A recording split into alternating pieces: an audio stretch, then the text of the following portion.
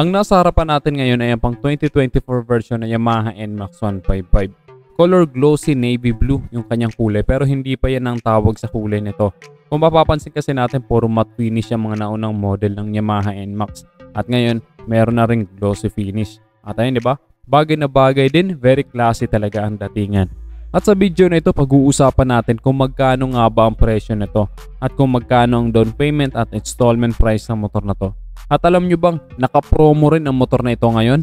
Kaya tapusin nyo ang video na to para malaman nyo lahat ng detalye. Pag-uusapan din natin ang kanyang features na siguradong magugustuhan ninyo.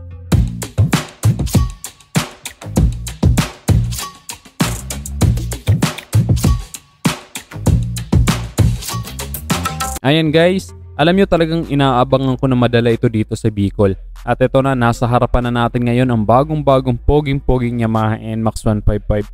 By the way, available ito dito sa Motor Trade Yamaha 3S Shop dito sa Barangay San Roque, Iriga City, malapit sa City Terminal.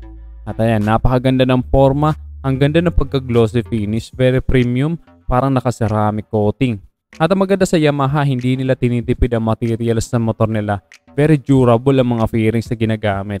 Kapag masemplang man, hindi nababasag, nagagasgas lang. At ang pinaka nagustuhan ko talaga sa NMAX, yung forma ng harapang bahagi nito. Napaka-futuristic. Sa tingin ko, wala na talagang kailangan baguhin pa sa design ng Yamaha NMAX eh. Perfect na kasi talaga yung ganito para sa forma nito. Simple lang pero ang lakas ng dating. Pagdating sa headlight nito, naka-LED. Malaki ito kaya malawak ang sakop ng ilaw nito. At maliwanag yan kaya kitang-kita mo talaga ang daan lalo na sa gabi. Meron pa itong DRL o Daytime Running Light na bukod sa dagdag visibility ay dagdag forma na rin. At bagay na bagay ang kulay nito sa design ng kanyang headlight at bumagay din sa design ng kanyang smoke windshield. Yun nga lang yung sa kanyang windshield, hindi ito natataasan or na-adjust, naka-fix lang ito. Sa mga turn signal lights naman, ito ay naka-bulb type pa rin.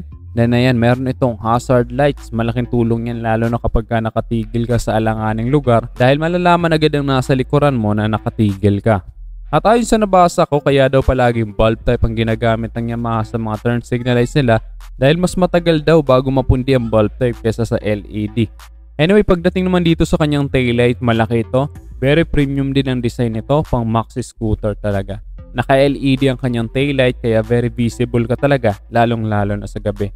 Lalo na kapag ganyan na magpepreno ka, talagang kitang-kita ka kasi napakaliwanag ng kanyang taillight. Safe na safe din ang kanyang turn signal lights dahil nandito ito sa loob, parang kotse yung kanyang dating. At kapag ganyan na naka-hazard light ka, kitang-kita talaga kahit sa malayo pa lang kasi maliwanag ang mga ilaw nito. Meron pa itong mga reflectors for added visibility. Meron siya dito sa gilid at meron pa dito sa baba. Then dito sa kanyang plate holder, meron din itong ilaw kaya kitang-kita din na yung plate number sa gabi. Pagdating naman dito sa gilid, napakalinis tingnan. Ang kintab, very simple pero napaka-elegante. Parang laging bagong ligo. Wala itong decals, meron lang itong emblem ng Yamaha dito. At ayun, diba, napaka-elegante ng forma. Ganon din dito sa gilid, ang sarap sa mata, napaka-premium tingnan.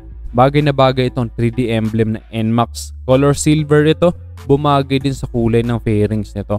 At talagang mag-e-enjoy ka sa mahabang biyahe dahil pwede mong matuwid ng mga paa mo. Maxi scooter talaga ang feeling.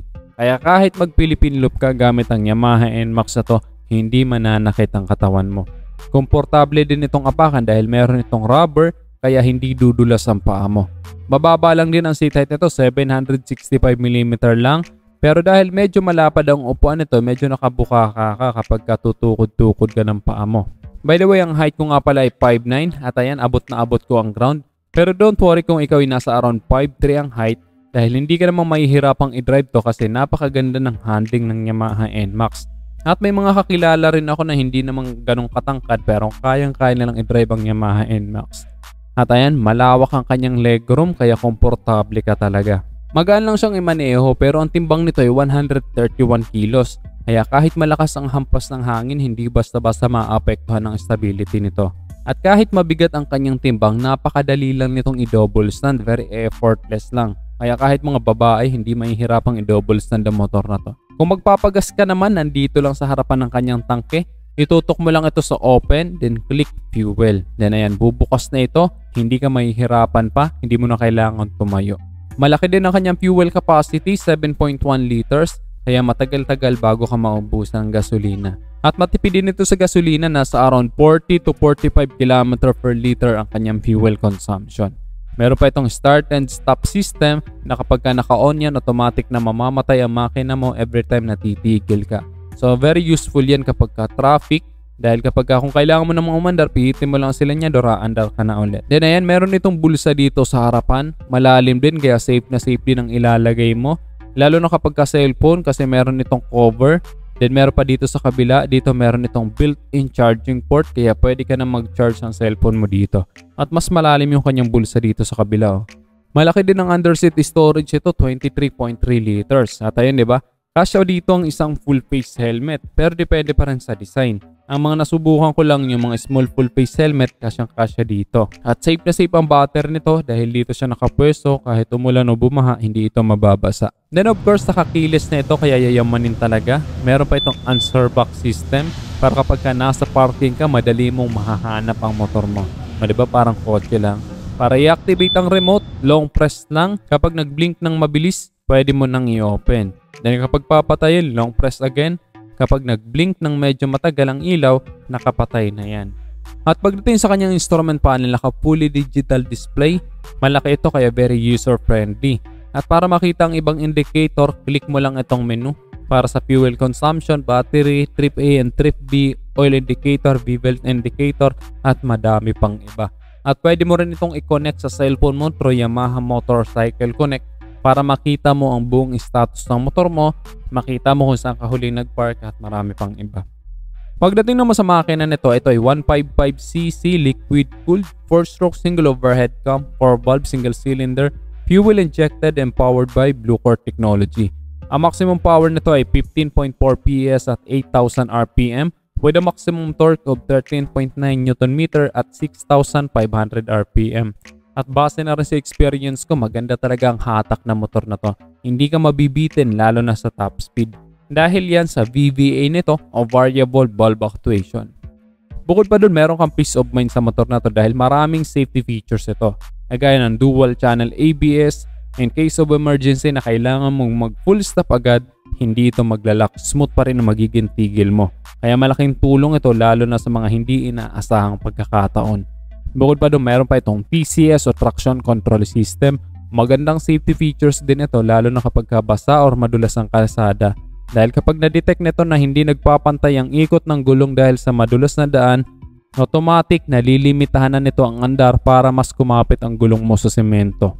Then malalapad ang gulong nito, 110 by 70 by 13 sa harapan at 130 by 70 by 13 naman sa likuran. Kaya kahit mapadaan ka sa malulubak na daan, hindi basta-basta maapektuhan ang stability mo. Sa suspension naman, naka-telescopic fork sa harapan at naka-dual shock naman sa likuran. Overall, wala namang binago, balik kulay lang talaga. Pero para sa akin, wala namang kailangang idagdag pa or baguhin kasi syempre kapag ganun, magmamahal na naman ang presyo. At speaking of presyo, from 151,900 pesos, ngayon ito ay nagkakahalaga na ng 152,900 pesos. Bali 1,000 pesos lang naman ang nadagdag para sa bagong kulay nito. Then pwede mo namang i-avail ng installment. Ang minimum down payment ay 20,000 pesos. At ang magiging monthly installment mo sa 1 year ay 14,855 pesos. Sa 2 years naman ay 8,947 pesos. Sa 3 years naman ay 6,977 pesos. Then kagaya na sabi ko kanina, meron silang promo ngayon for installment na exclusive lang sa Yamaha NMAX. Sa first 6 months, ang magiging rebate mo kapag updated ang bayad mo ay 500 pesos. Then the rest ay 200 pesos na ang rebate. Kaya kung gusto mo ng Yamaha NMAX, punta na agad sa pinakamalapit na motor trade. At kung nandito ka naman sa Iriga City or malapit ka dito, available ito dito sa Yamaha Tria Shop, Barangay San Roque, Iriga City. Nag-iisa lang naman ang Yamaha 3S shop dito sa Iriga. Bago tayo magtapos, tatanungin ko muna kayo, ano masasabi nyo dito sa bagong Yamaha NMAX na ito? I-comment nyo na lang sa baba ang inyong opinion at kung nagustuhan mo naman ang video to, just hit like. Kung bago ka lang sa aking YouTube channel, huwag kalimutan mag-subscribe. Click mo na rin ang notification bell para sa mga susunod kong video ay updated ka palagi. At pakifollow na rin ng aking Facebook page. Yun lang guys, hanggang sa muli. Ako sa Rosgo TV. Ride safe always. And God bless.